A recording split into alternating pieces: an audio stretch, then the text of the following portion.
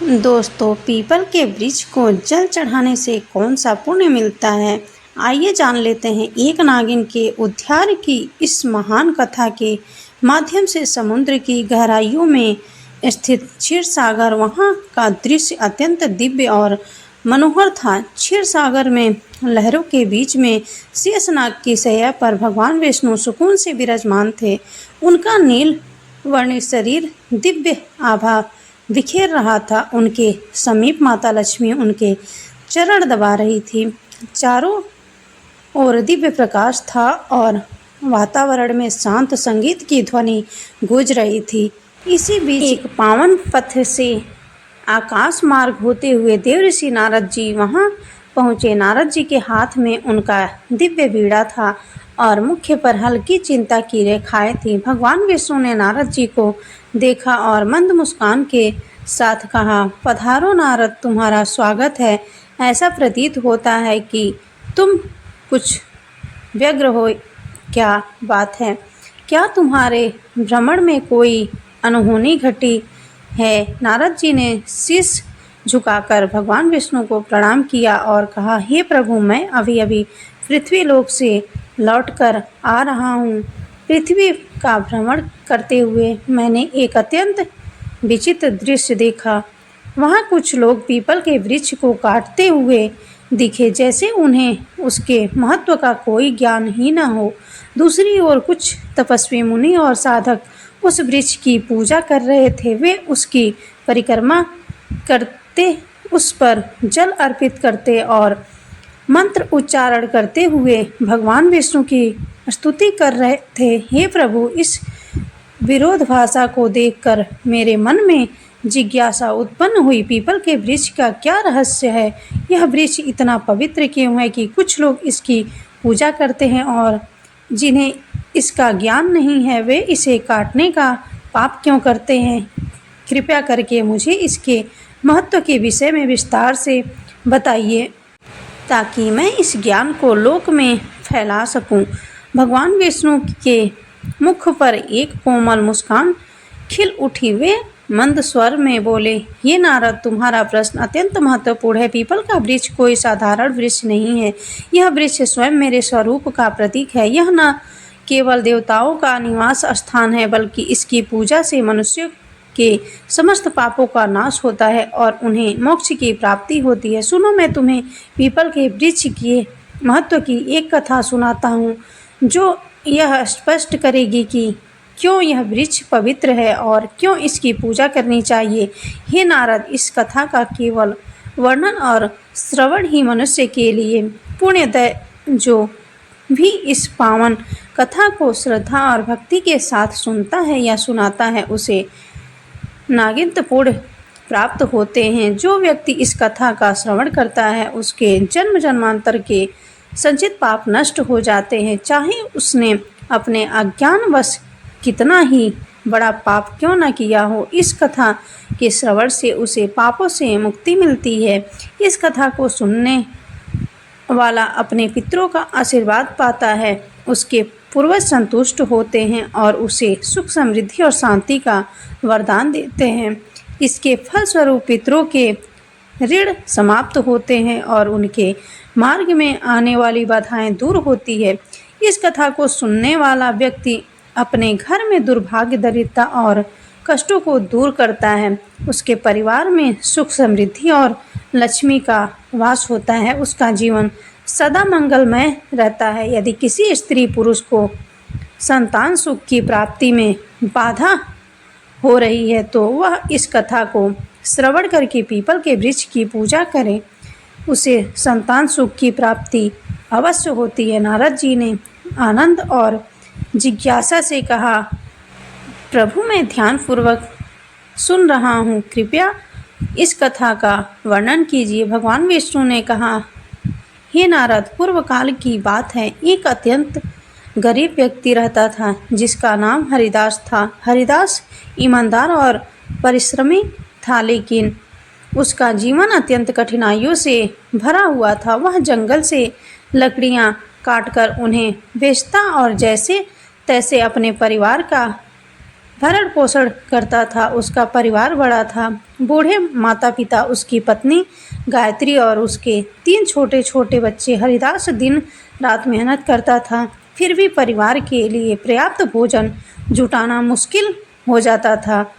उसके घर में किसी भी प्रकार का धार्मिक कार्य नहीं होता था और न ही देवताओं की पूजा अर्चना होती थी। हरिदास को शास्त्रों और धार्मिक महत्व के विषय में कुछ भी ज्ञात नहीं था। एक दिन हरिदास हाथ में कुल्हाड़ी लिए जंगल की ओर निकल पड़ा। वह सुबह से ही जंगल के एक एक कोने में घूमता रहा, पर उसे लकड़ियां तो दूर एक भी सूखा पेड़ नहीं मिला। उसकी थकान बढ़ती जा रही थी और सूर्य अपनी मध्य अवस्था में चमक रहा था। हरिदास को चिंता सताने लगी कि यदि वह आज लकड़ियां नहीं ले गया तो घर में चूल्हा नहीं जलेगा। भूख और प्यास से व्याकुल होकर वह जंगल में और आगे बढ़ने लगा। जंगल का यह भाग अत्यंत भयानक था। ऊंचे ऊंचे वृक्ष, घनी बेलें और झाड़ियों ने सूरज की रोशनी तक को धरती पर आने से रोक रखा था। जगह जगह सर्प, बिच्छू और अन्य हिंसक जीवों के खतरे भी दिखाई देते थे, परंतु हरिदास की व्यवस्था उसे वहां तक खींच लाई थी। बहुत देर तक भटकने के बाद अचानक उसकी नज़र एक विशाल वृक्ष पर पड़ी। वह वृक्ष अपने चारों ओर एक अजीब सी आभा बिखेर रहा था। उसकी शाखाएं मानो आकाश को छू रही थी और उसकी जड़ें धरती को गहराई से बांध कर रखे हुए थे। यह पीपल का वृक्ष था। हरिदास ने मन ही मन सोचा, अरे वाह, कितना बड़ा और मजबूत वृक्ष है। यदि मैं इसकी कुछ टहलियां काट लूं तो आज का काम बन जाएगा। फिर उसने कुल्हाड़ी को मजबूती से थामा और वृक्ष के पास पहुंच गया। वृक्ष के नीचे खड़ा होकर उसने एक क्षण के लिए इधर उधर देखा और कुल्हाड़ी को ऊपर उठा लिया। जैसे ही वह कुल्हाड़ी से वृक्ष पर आघात करने वाला था, तभी एक भयंकर आवाज़ गूंज उठी जो किसी स्त्री की से प्रतीत हो रही थी। हे मनुष्य, ठहरो, तुम यह क्या अनर्थ करने जा रहे हो? हरिदास ने चौंक कर इधर उधर देखा, पर वहां कोई दिखाई नहीं दिया। अगले ही क्षण वृक्ष के तने के पास से एक भयानक काले रंग का सर्प प्रकट हुआ। उस सर्प की आंखें चमक रही थी, मानो उनमें अग्नि की ज्वालाएं जल रही हो। हरिदास भयभीत होकर पीछे हट गया। सर्प धीरे धीरे उसके सामने आकर लेने लगा। वह अब सर्प नहीं बल्कि एक सुंदर स्त्री का स्वरूप धारण कर चुका था। यह कोई साधारण स्त्री नहीं थी बल्कि एक नाग कन्या थी। उसका चेहरा तेजस्वी था और उसकी आंखों में अपार रहस्य झलक रहा था। फिर नाग कन्या ने गंभीर स्वर में कहा, हे मनुष्य, तुम यह पवित्र पीपल का वृक्ष काटने जा रहे थे। क्या तुम्हें इसका ज्ञान नहीं कि पीपल के वृक्ष में देवताओं का वास होता है? इसे काटने से तुम्हें महान पाप लगेगा। हरिदास की सांसें तेज हो गई।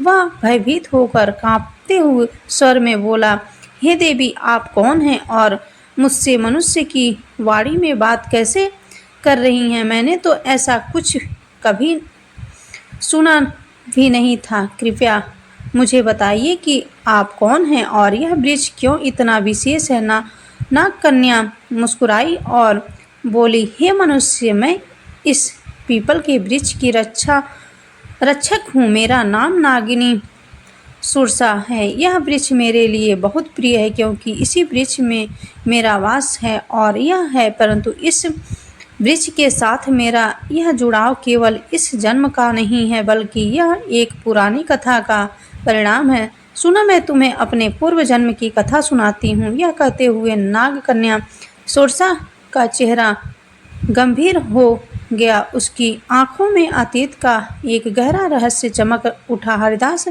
विस्मय और जिज्ञासा से उसकी ओर देखने लगा क्योंकि यह सब उसके लिए अत्यंत अद्भुत और विचित्र था। नाग कन्या ने अपना वितरण आरंभ किया। नाग कन्या ने गहरी सांस ली और हरिदास की ओर देखते हुए कहा, हे मनुष्य, पिछले जन्म में मेरा नाम सुमेध था। मैं एक प्रतिष्ठित वैश्य परिवार में जन्मी थी।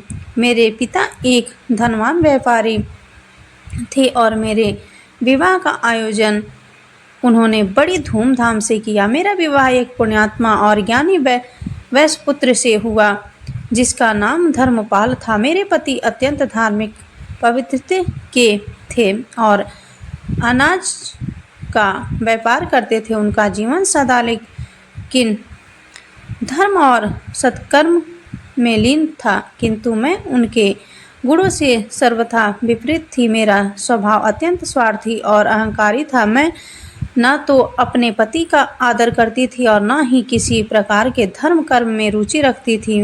मुझे देवी देवताओं की पूजा व्यर्थ प्रतीत होती थी। मेरा मन सदा सांसारिक सुखों और धन संपत्ति में लिप्त रहता था। मेरे पति मुझे समझाते कहते कि हमें जीवन में पुण्य के कार्य करने चाहिए, देवताओं की पूजा करनी चाहिए, किंतु मैं उनकी बातों को हमेशा अनसुना कर देती। हमारे गांव के पास एक मुनि का आश्रम था। वह आश्रम शांत, पवित्र और प्राकृतिक छांव में बसा हुआ था। वहाँ के वातावरण में एक अलौकिक शांति थी। मुनि ने अपने आश्रम के आंगन में एक छोटा सा पीपल का वृक्ष लगाया हुआ था। गांव के लोग वहाँ नियमित रूप से पूजा करने आते थे। वे पीपल के वृक्ष के चारों ओर दीप जलाते, जल चढ़ाते और उसकी परिक्रमा करते। उनका विश्वास था कि इस वृक्ष में भगवान विष्णु का वास है और उसकी पूजा करने से उनके पितर प्रसन्न होते हैं। लोगों की श्रद्धा और भक्ति से वह वृक्ष बहुत ही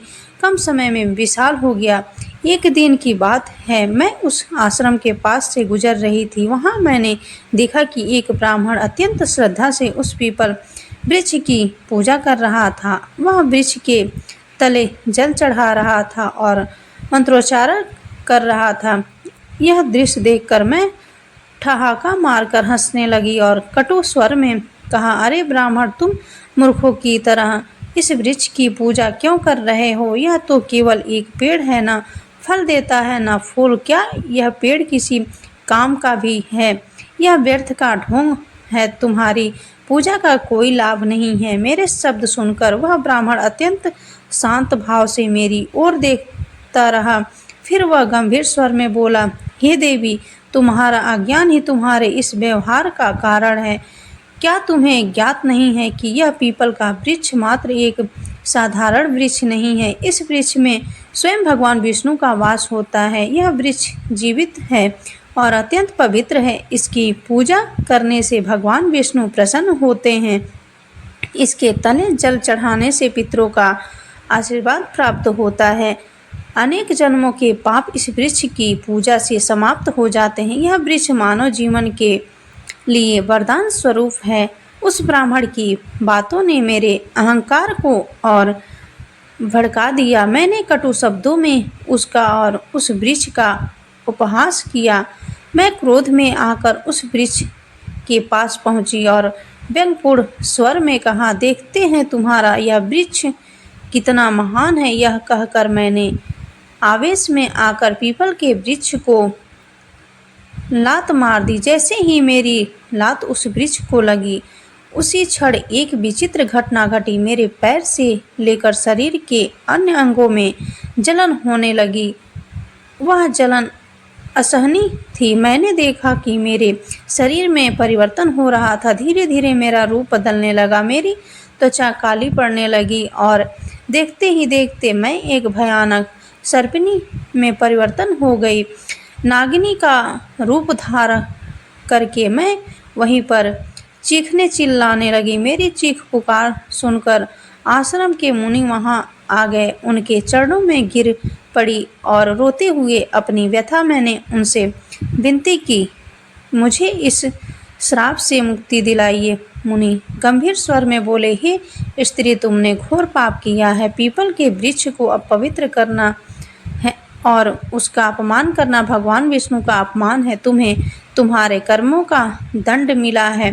फिर मैंने कांपते हुए हाथ जोड़कर मुनि से प्रार्थना की, हे ऋषिवर, कृपया मुझे क्षमा करें और इस श्राप से मुक्ति का कोई उपाय बताएं। मैं अपने पापों के लिए पश्चाताप करना चाहती हूँ। उस मुनि ने गंभीर स्वर में कहा, हे पापिनी, तुम्हें इस श्राप से मुक्त होने के लिए 100 वर्षों तक इस पीपल वृक्ष पर निवास करना होगा और इसकी रक्षा करनी होगी। जब 100 वर्ष पूर्ण हो जाएंगे तब तुम्हारे पति आएंगे और इस वृक्ष पर जल अर्पित करेंगे। उसी दिन तुम्हें इस श्राप से मुक्ति मिलेगी। इतना कहकर मुनि वहाँ से चले गए। तब से मैं इस वृक्ष पर वास कर रही हूँ। यह वृक्ष दिनों दिन बढ़ता गया और मैं दिन रात इसकी रक्षा करती हूँ ताकि कोई इसे हानि ना पहुँचा सके। आज मेरे 100 वर्ष पूरे हो चुके। मैं प्रतीक्षा कर रही थी कि मेरे पति धर्मपाल यहाँ आए और इस वृक्ष पर जल अर्पित करें, तभी मुझे इस सर्प योनि से मुक्ति मिलेगी। यह कहते हुए नागकन्या की आंखों में आंसू आ गए। उसकी आवाज़ में पीड़ा और पश्चाताप स्पष्ट झलक रहा था। हरिदास यह सब सुनकर अवाक रह गया। वह समझ नहीं पा रहा था कि जो कुछ उसने सुना वह सपना था या सच्चाई। उसके हृदय में भय और श्रद्धा का संचार हो रहा था। नागकन्या की करुणामय कथा सुनकर हरिदास स्तब्ध रह गया। उसकी आंखों में आश्चर्य और अविश्वास के भाव तैरने लगे। उसे यह बात समझ में नहीं आ रही थी कि वह स्वयं इस घटना से किस प्रकार जुड़ा हुआ था। तभी एक दिव्य तेज से आश्रम के मुनि वह प्रकट हुए।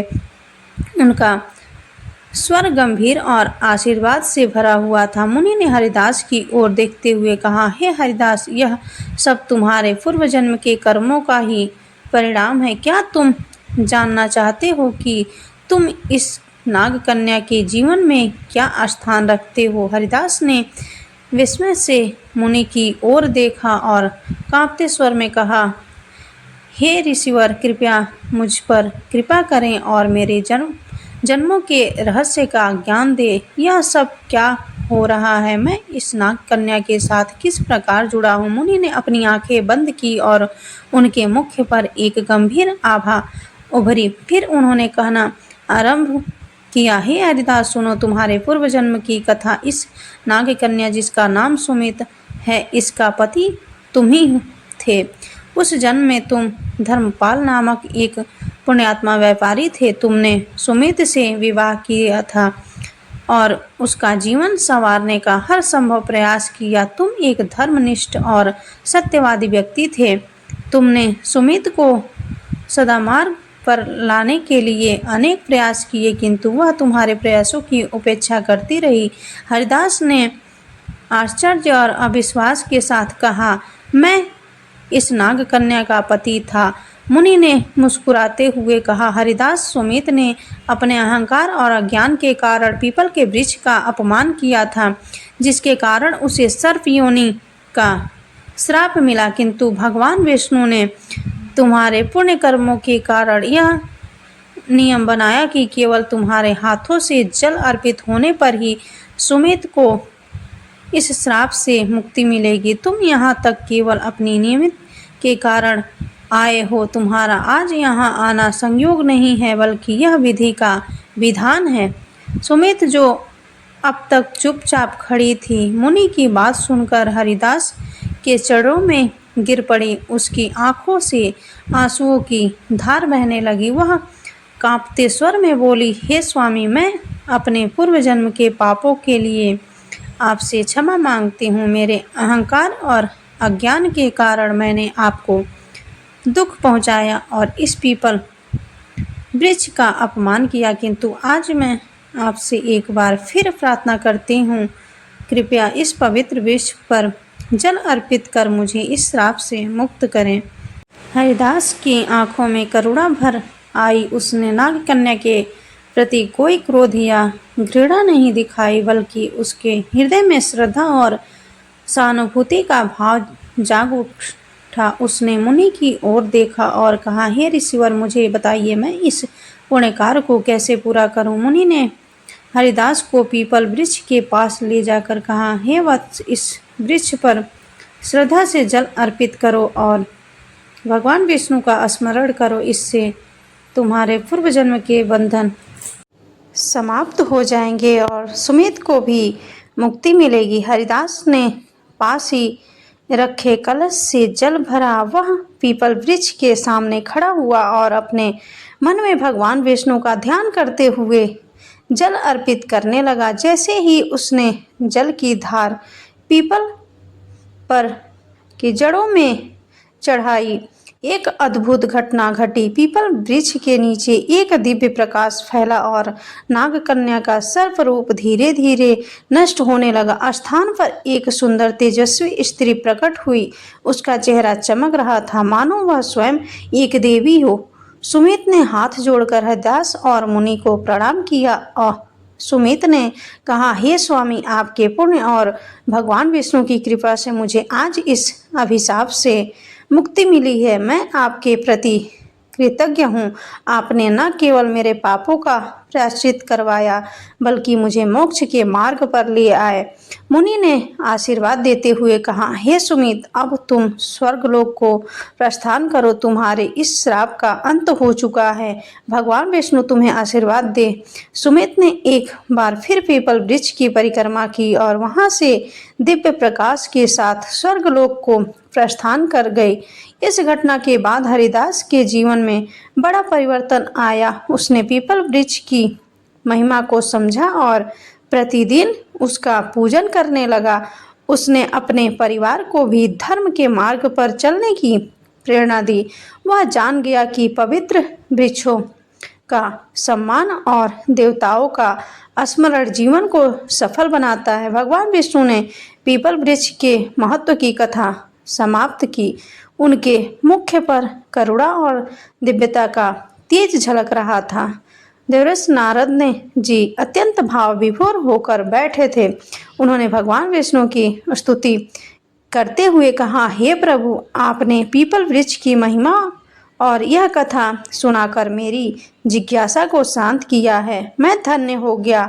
इस कथा से यह स्पष्ट हुआ कि मनुष्य अपने अज्ञान और अहंकार के कारण ही पाप के मार्ग पर चलता है, किंतु आपकी कृपा से ही उसका उद्धार संभव है। यह वृक्ष न केवल पवित्र है, बल्कि स्वयं आपका दिव्य स्वरूप है। भगवान विष्णु मुस्कुराते हुए बोले, हे नारद, यह सत्य है। पीपल का वृक्ष सृष्टि का जीवन है। इसकी जड़ में मैं स्वयं निवास करता हूँ। तने में भगवान शिव का वास है और शाखाओं में ब्रह्मा का। इस वृक्ष की पूजा करने से मनुष्य त्रिदेव का आशीर्वाद प्राप्त करता है।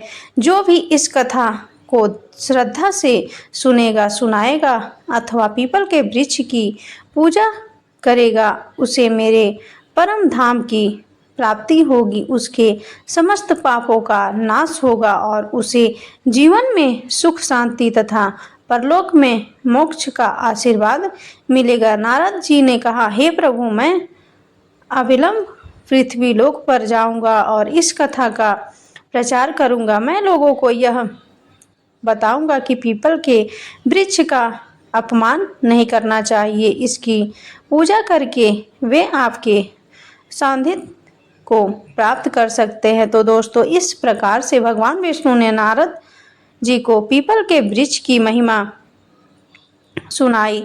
उम्मीद है आपको यह कथा पसंद आई होगी। वीडियो को लाइक जरूर करें और कमेंट में जय श्री हरि विष्णु अवश्य लिखें। साथ ही हमारे मिट्ठी मोमेंट रिकॉर्ड चैनल को सब्सक्राइब करें। आप सभी का धन्यवाद।